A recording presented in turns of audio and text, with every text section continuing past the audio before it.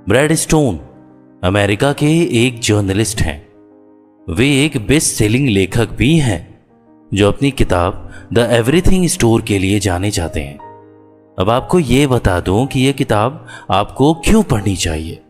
कितनी बार आपके माता पिता ने आपसे कहा होगा कि अजनबी लोगों के साथ गाड़ी में मत बैठो, अजनबी लोगों के पास मत जाओ।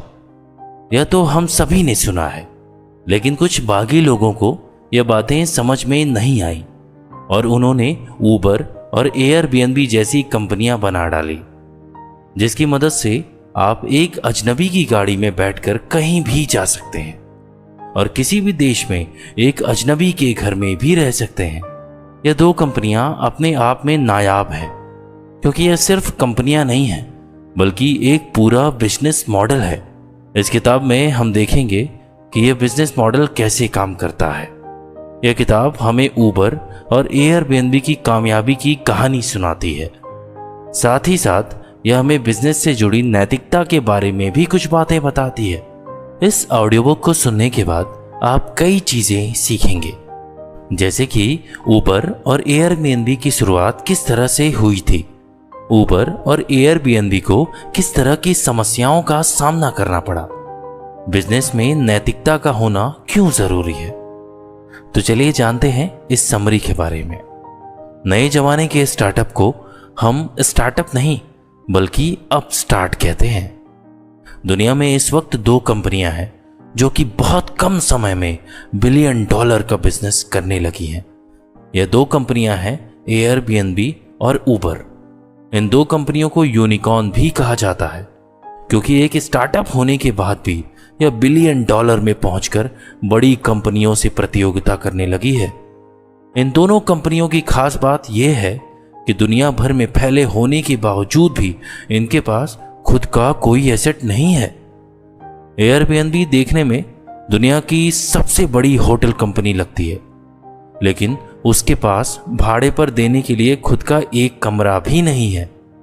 ठीक उसी तरह ऊबर देखने में दुनिया की सबसे बड़ी कार सर्विस कंपनी लगती है, लेकिन उसके पास खुद की एक टैक्सी भी नहीं है।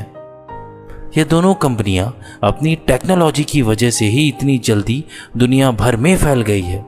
2016 में एयरबीएनबी की कीमत $30 मिलियन थी और ऊबर की कीमत $68 बिलियन। एयरबीएनबी को इतनी तेजी से बढ़ने के लिए पैसा सिकोया कैपिटल नाम की एक वेंचर कैपिटल फर्म ने दिया था। सिकोया ने गूगल और व्हाट्सएप में भी पैसे लगाए थे, लेकिन एयरबीएनबी से जो फायदा उसे मिल रहे हैं उसके सामने गूगल और व्हाट्सएप से मिलने वाले फायदे कुछ भी नहीं है। एयरबीएनबी और ऊबर की कामयाबी ने दुनिया के बिजनेस करने के तरीके को ही बदल कर रख दिया। तो चलिए ऊबर के बारे में थोड़ा गहराई से जानते हैं। चाइना में कामयाबी ना हासिल कर पाने पर भी ऊबर ने बहुत सारे पैसे कमाए, जिससे उसे बढ़ने में भी मदद मिली। हम सभी के पेरेंट्स ने हमें सिखाया है कि हमें किसी अजनबी के साथ गाड़ी में नहीं बैठना चाहिए, लेकिन ऊबर ने सालों से चली आ रही इस सलाह को ही खत्म कर दिया। इसकी शुरुआत सैन फ्रांसिस्को में कलानिक नाम के एक व्यक्ति ने एक कार सर्विस की शुरुआत करके की थी। वहाँ पर उस वक्त बहुत कम कारें चलती थी, जिससे लोगों को बहुत परेशानी हुआ करती थी। इसलिए ऊबर ने काम पर जाने वाले जवान लोगों के लिए यह कार सर्विस चालू की। लोगों को उनकी यह सर्विस काफ़ी पसंद आई, क्योंकि उन्हें अब घंटों तक सड़क पर इंतज़ार करना नहीं पड़ता था। लेकिन अभी यह कामयाबी ज़्यादा समय तक नहीं रही। धीरे धीरे नकल करने वाले लोग भी मार्केट में उतरते चले आए। इनमें से एक कंपनी थी लिफ्ट। ऊबर को लिफ्ट के आ जाने से खतरा महसूस होने लगा और उसने तेजी से फैलकर मार्केट पर कब्जा करने का प्लान बनाया। ऊबर एक ऐप बहुत अच्छा था और इस वक्त उसके पास बहुत से ग्राहक थे। इस वजह से वो बहुत तेजी से एक्सपेंड कर पाई। सिर्फ अमेरिका में ही नहीं, उसने यूरोप में भी अपना कब्जा जमाया। लेकिन चाइना में उनका यह जलवा कायम ना हो पाया। चाइना में ऊबर एक बार के लिए कामयाब भी हो गई थी, लेकिन बाद में एक चाइनीज कंपनी दीदी चुक्सिंग उभर कर आई। यह कंपनी भी ऊबर की तरह ही लोगों को कार सर्विस दे रही थी और यह अचानक से 400 शहरों में फैल गई, जबकि उबर अब तक 100 शहरों में ही सीमित थी। कलानिक को लग गया कि यहाँ पर वे कामयाब नहीं हो सकते, इसलिए कलानिक ने अपने सारे ऑपरेशन दीदी चुक्सिंग को बेच दिए। इसके बदले में उन्हें दीदी चुक्सिंग ने 17% का शेयर मिल गया। इसी 17% के शेयर से उन्होंने अरबों डॉलर कमाए और टेक कंपनियों के शहर में बहुत सारा नाम भी कमाया। इसके अलावा इससे मिलने वाले पैसे से उबर ने खुद को और ज़्यादा एक्सपेंड किया। तो ये थी उबर की कहानी। तो चलिए अब जानते हैं एयरबीएनबी ने बहुत नीचे से शुरुआत कैसे की। एयरबीएनबी ने बहुत नीचे से शुरुआत की थी, लेकिन आज वो सबसे ऊपर है। अजनबी की गाड़ी में बैठना तो एक बार के लिए ठीक भी था, लेकिन किसी अजनबी के घर में रात बिताना यह तो बिल्कुल भी सही नहीं माना जाता था। लेकिन एयरबीएनबी ने इस सलाह को भी खत्म कर डाला। एयरबीएनबी की शुरुआत तब हुई थी जब इसके फाउंडर ब्रायन चेस्की एक प्रोजेक्ट पर काम कर रहे थे और उनके पास रहने के लिए कोई जगह नहीं थी। उनके पास होटल में कमरा बुक करने भर के पैसे भी नहीं थे, इसलिए उन्होंने अपने एक दोस्त को पैसे दिए और उसके घर में सोफे पर सोकर रात गुजारी। यहाँ पर उनके दिमाग में एक बेहतरीन आइडिया आया।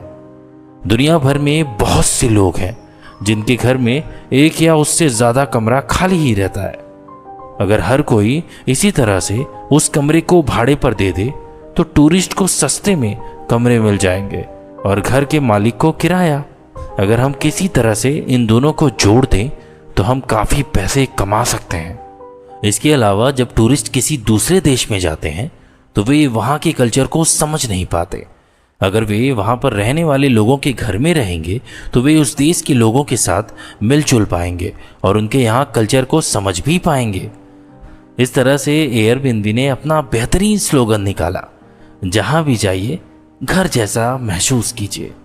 समय के साथ एयरबीएनबी दुनिया की सबसे बड़ी कंपनी में बदल गई। 2016 के अगस्त में दुनिया भर में लगभग 18 लाख लोग थे जो एयरबीएनबी के कमरों में रह रहे थे। यहाँ तक कि दुनिया की सबसे बड़ी hotel company Meryl hotel group के पास भी इतने लोगों के लिए जगह नहीं थी। एयरबीएनबी ने बहुत से रिकॉर्ड और नियम तोड़े। बहुत से लोग इस बेहतरीन आइडिया को कभी ट्राई ही नहीं कर रहे थे कि कोई भी किसी अजनबी को अपने घर में आने क्यों देगा। इसलिए बहुत से इन्वेस्टर्स का मानना था कि उनका यह आइडिया काम नहीं करेगा। लेकिन एयरबीएनबी ने इस बात को गलत साबित करके रख दिया। एक कंपनी को कामयाब होने के बाद भी अपने मकसद को नहीं छोड़ना चाहिए। कहते हैं कि एक आदमी के चरित्र की परीक्षा तब नहीं होती जब उसके पास कुछ ना हो, उसके चरित्र की परीक्षा तब होती है जब उसके पास सब कुछ हो।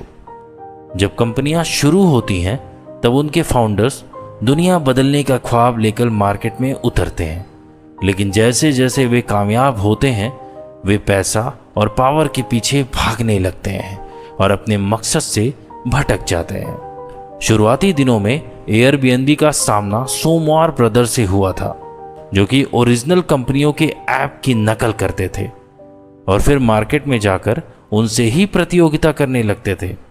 लेकिन एयरबीएनबी उनके झांसे में नहीं फंसा।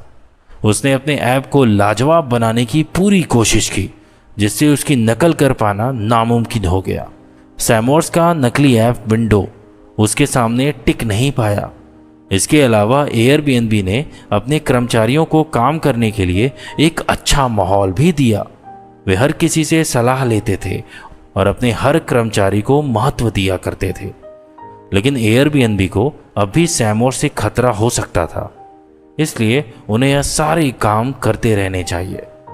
दूसरी तरफ उबर अपने ड्राइवरों के साथ अच्छे से बर्ताव नहीं करता है। वो उन्हें यूनियन बनाने नहीं देता या फिर अच्छे माहौल में काम करने की सुविधा नहीं देता है। इससे यह साफ देखने को मिलता है कि उबर अपने मकसद से भटक रहा है। इन दोनों कंपनियों के हाथ में आज जितनी ताकत है, उसे आने वाले पीढ़ियों के बिजनेस करने के और सोचने के तरीके को बदलकर रख सकती है। लेकिन यह तभी हो पाएगा जब वे अपनी इस ताकत का इस्तेमाल अच्छे कामों के लिए करें। अगर वे भी पैसे और पावर की दौड़ में शामिल हो जाएंगे तो भविष्य का सुनहरा हो पाना बहुत मुश्किल है। हमें अब तक यह नहीं पता कि कलानिक और ब्रायन आने वाले वक्त में क्या करेंगे। बस उम्मीद की जा सकती है कि वे अपनी ताकत का इस्तेमाल सही कामों के लिए ही करेंगे। अब इस ऑडियो बुक समरी का कंक्लूजन ये कहता है कि एयरबीएनबी और उबर दोनों ही कंपनियों ने टेक्नोलॉजी की मदद से दुनिया भर में बहुत जल्दी बहुत ज्यादा कामयाबी हासिल कर ली। खुद के एसेट्स ना रखकर भी उन्होंने दुनिया भर के लोगों के एसेट्स का इस्तेमाल करके उन्हें एक दूसरे से जोड़ने की बहुत बेहतरीन कोशिश की है। लेकिन क्या वे अपनी इस ताकत का इस्तेमाल अच्छे कामों के लिए करेंगे? ये तो आने वाला वक्त ही बता सकता है। तो दोस्तों, आपको आज का यह अपस्टार्ट बुक समरी हिंदी में कैसा लगा? और आपका कोई सवाल या सुझाव हो तो मुझे नीचे कमेंट करके ज़रूर बताएं और इस बुक समरी को अपने दोस्तों के साथ शेयर ज़रूर करें। तब तक के लिए शुक्रिया, धन्यवाद एंड थैंक यू दोस्तों। मिलते हैं ऐसे ही ऑडियो बुक समरी के साथ।